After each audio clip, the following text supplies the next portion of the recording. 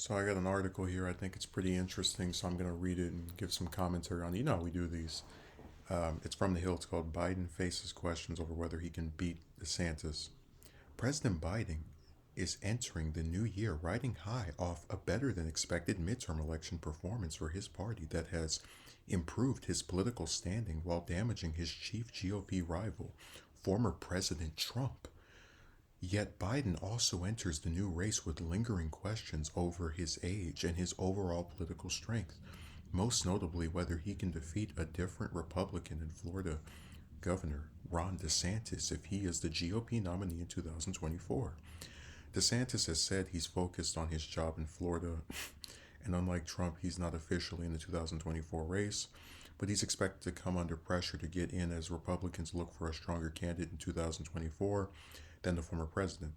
While Trump's image has been tarnished by the GOP's disappointing midterm elections, DeSantis boasted to re-election coasted to re-election in Florida as Republicans overall in his state performed strongly. If Biden had a good midterm, DeSantis had a great one, and he'd represent a very different kind of challenge than Trump for Biden if he were to defeat Trump in a GOP primary. Christina Antello, a Democratic strategist who runs Fairrock's Strategist, said Biden's age remains a concern among Democratic voters, despite a string of legislative accomplishments by Democrats under Biden and his party's midterm performance. Biden, 80, would finish a second term at the age of 86, running against DeSantis, 44, instead of the 76-year-old Trump, could draw a different kind of contrast for Biden. It's crazy to me that Biden is polling so low, even with Dems, considering how much he has been accomplished in these first 2 years, Antello said. But yes, Dems seem worried that an old white guy at the top of the ticket just isn't going to cut it if the threats to democracy that Trump embodies aren't on the ballot. Biden's rise in 2020 had a lot to do with Trump. A big part of his campaign was that he was the Democrat best positioned to end the Trump presidency. Biden himself said he likely may not have run for the White House that year if Trump had not been president. Polls continue to show Biden with an edge over Trump, but the head-to-head polls matching Biden and DeSantis give Republicans reason for optimism. A Marquette Law School poll released on December 1st found Biden and DeSantis tied in the 2024 matchup, with 42% of registered voters picking each candidate. The poll showed Biden 10 points ahead of Trump, suggesting the incumbent president might be a bigger favorite against his old opponent. Most Democrats, at least on the record, express confidence in Biden regardless of who his opponent is, though some do acknowledge DeSantis could have some advantages compared to Trump. Not having Trump's insurmountable baggage is a huge advantage for DeSantis, but it remains to be determined whether he possesses Trump's talents as a candidate, said Bruce Mellman, a former assistant secretary at the Commerce Department under former President George W. Bush. Other polls give credence to Democratic fears about Biden's age. A recent USA Today Suffolk University poll found that 50% of Americans want a president between 51 and 65 years old, while 25% want a president 35 to 50 years old. Only 8% said they want a president who is between the ages of 66 and 80. Biden will almost certainly be the Democratic nominee in 2024 unless he decides against to run or if his health does falter. And a number of Democrats say he'll be tough to defeat no matter who his GOP opponent is. In essence, it always comes down to, can you motivate the base, said Ivan Zapin, a former Democratic National Committee official. He said it could be a tougher challenge for Biden against a non-Trump GOP nominee, but added that Biden has proven that he can motivate the base very effectively, and that's a proof point that I think works to his advantage if he decides to run regardless of who he runs against. Democratic strategist Michael Starr Hopkins said Biden has officially proved his detractors wrong once with the coalition he has been able to build. President Biden has managed to unify the Democratic Party in a way that no Democrat could have predicted 4 years ago. He built a coalition of progressives and moderates that proved during the midterms can be a winning combination, Hopkins said. If I'm Ron DeSantis, I would think twice against running against Biden in this cycle.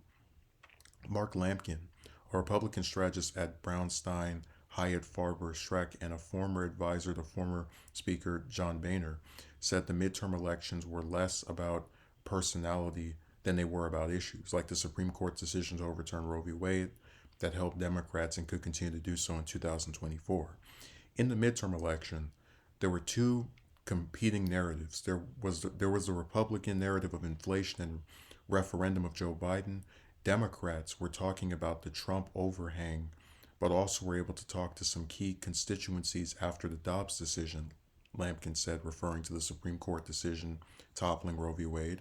Other Democrats say that no matter who Biden faces, he should focus on selling his own achievements. The president needs to spend his time selling the accomplishments that he has had and then talking about what he could do if he's reelected, said Steve Elmendorf, a Democratic lobbyist and donor. I think for this reelection or any reelect, you have to worry about things you can control. I don't know what they can really control, what happens on the Republican side, he added. As we've seen with Trump from the day he started, people underestimate him. So I'm actually glad I read that article because it said a couple of things that were interesting. So, first of all, I want to just talk about this age issue. Anyone who's been alive longer than maybe 5 years, remember, and not, you know what, not even that, like anyone with any memory of 2 years ago remembers that Sanders was only, was around the same age as Biden. He's a year older. And he was able to excite young voters. He was able to, I mean, Jesus, win the first three primary states before Biden pulled off this miracle and, well, in my opinion, this complete devastation to actually progressing anything in South Carolina with Clyburn swooping in to save him. So I really believe that age isn't as big of an issue as people are making it out to be. I think in general, when people are asked questions about age, they default to, yeah, it'd be nice to have a younger person in there. These presidents seem to get older and older, and certainly these nominees do. So yeah, sure, why not? Let's have a younger person. But when it actually comes to voting, and they see some of the crazy candidates that the Republicans can pick out, that's when you'll start to see them go, look, he's older than I would like, but if it's someone who is slightly competent over someone who is completely insane, I'm going to go with Biden. Now, let's also talk about a couple of other things. Unfortunately, with elections, a lot of times they don't come down to issues. There's going to be some segment of people who are going to look at DeSantis and they're going to say it's this young guy, right? And he was very popular in Florida, which is a swing state, even though personally I think it's more red leaning than anything else, but it's just my opinion. And if you were to ask me definitively, is Biden going to be able to defeat DeSantis? I would say I don't know, but I would lean toward he'll be able to. And the reason I say that is because DeSantis is such an interesting character in the sense that I really believe if he was, let's say, a politician of like the early 2000s, right, before all the culture war stuff and the preserving the freedom of his state or whatever, I really think he would be a much stronger candidate. But he gets caught up in that stuff way too much for me to take seriously as this person who's going to be able to defeat Biden. See, the article said something that was very correct, which is that a lot of Biden's appeal 2 years ago, well, I guess 3 years ago if you want to get technical, but in 2020, was that he was not Trump. He was a person who appeared moderate, and in my opinion, he's more right wing than moderate, but whatever. Who seemed experienced as a former vice president, as a senator for over 30 years. He seemed like a competent guy running against someone who was very incompetent and didn't know what they were doing. You had 40 plus years of government experience versus someone who'd never held any office before being elected president. It was the ultimate contrast. And the only thing they had in common was that they were both, in their 70s. But I like that the article points it out because when you get rid of the Trump derangement syndrome, because all of these Republican candidates tend to share Trump's position. You look at someone like Liz Cheney. Like, sure, she criticized him over and over again when it came to the January 6th insurrection. But as far as her actual positions, her stances on issues, the lady voted with him 90+% of the time when she was in the House.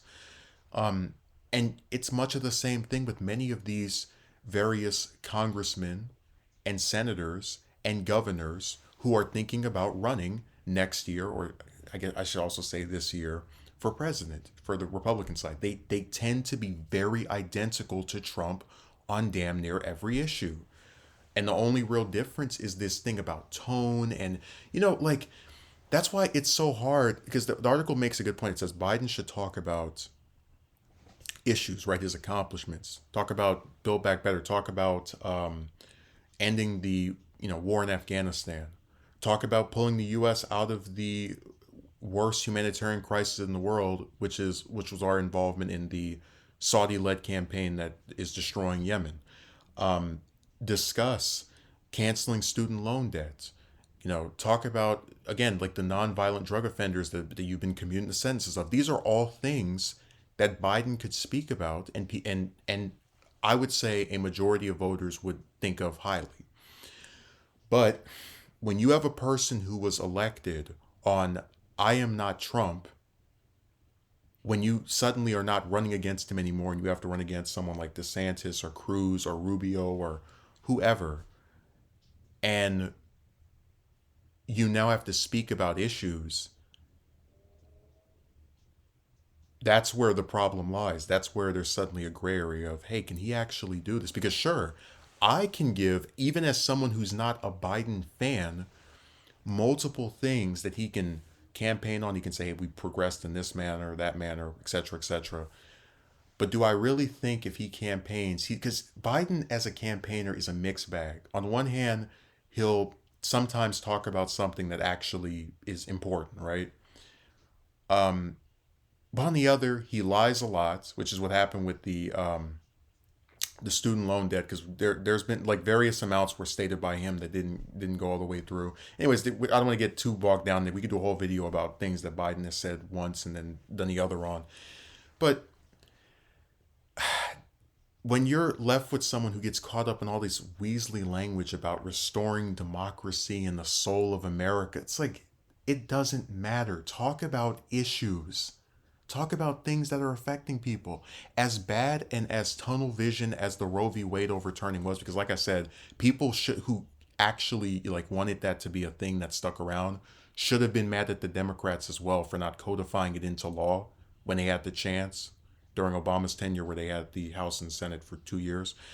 As much as tunnel vision as that was, that showed that if you do something that voters feel like affects them, they come out in droves. They vote. They show up. So do I think Biden, if he's actually campaigning like someone who wants to stay as president, could make a case that, hey, if DeSantis gets in there, you're going to see no attempts to help people with student loans. You're going to see no attempts to address climate change and build jobs in the renewable energy department or field. Do I think if he campaigned on those things, he could win re-election? Absolutely. And his age wouldn't even be a factor to most voters. I truly believe that. But do I think he has the political fortitude to not get bogged down in this stupid stuff about restoring souls and the heart of America and democracy must be maintained? All this flowery language stuff that doesn't actually mean anything on a political or policy based standpoint. I don't know. I think if there is a path. I'll put it this way: DeSantis is going to be someone that can be either very easy for Biden to overcome if he campaigns on actual issues, and if DeSantis is stupid enough to talk about all this culture war crap, which a lot of conservatives have been really flirting with over the last few years. Or he's going to be someone who's very difficult to beat because he can say, look, I'm from a big state. I've been doing this, et cetera, freedom, that, whatever. And then Biden sits there talking about, he's part of the same group of Republicans that follow behind the group of people who wish to destroy our democracy. If he gets caught up in that, it's over for him. And like I said, I'm trying to be as impartial as I can. I have no desire to see President DeSantis I have no desire to see Trump get a second. And I already said before, I think there's a higher chance of me getting 100,000 subs on here after years of stagnation than there is of Trump getting a second term that's non-consecutive. But be that as it may, I'm not going to sit here and say never, because we've been shown that if people don't take this stuff seriously, they can end up getting themselves destroyed. But on the other hand, a lot of Republicans didn't take Biden seriously. They were talking about, like I did a video about Rick Scott where he was like, "What can the Democrats run on? What can they run on? What can they run on? We're going to win both the Senate and the House." And then, sure enough, they lost the Senate, or excuse me, they didn't win the Senate, and they just barely squeezed to a majority in the House after making it seem like they were going to have this big blowout. So, what might end up happening is Republicans might underestimate Biden, because a lot of them have this thing where they can't empathize or see where someone would look at what they're selling and go, "Yeah, I'm not interested." Like all the ones that talk about, for example, wanting to repeal Roe v. Wade. There are a lot of female voters and even some male voters who are like, "Hey, I'm not a fan of getting rid of a law that's been around for what, almost 50 years, well, 49 when they got rid of it." But they, because of their inability to see where some of this stuff is off-putting to regular people, or excuse me, to just like moderate voters, like the storming the Capitol, they might underestimate Biden and think, "Oh man, this old man, we have him wrecked. We're gonna win this." He's doing all this stuff that we don't agree with. It costs trillions of dollars, et cetera, et cetera. Because they always like to bring up costs when it's something having to do with the Democrats' tenure, and then when they're in office, suddenly everything is so affordable. But they might underestimate him, and then the opposite will happen, where basically we get a repeat of 2022's midterm, but with the presidential election. God, this is going to be one crazy election year. I mean, DeSantis he's an interesting character. He's being propped up and being shelved around because a lot of Republicans in office are turning on Trump, as far as like they might still agree with his policies, but they think he's, like a pariah, like he's not someone you want to have as the symbol of your part, your mascot. Um, but even if Trump, and this is my point I'm making, even if Trump does not win the primary, which I don't think he will, you're still going to be dealing with his policies in the general. And DeSantis is going to put a pretty face on all the horrible stuff he did for 4 years. So we'll see whether Biden can wither the storm.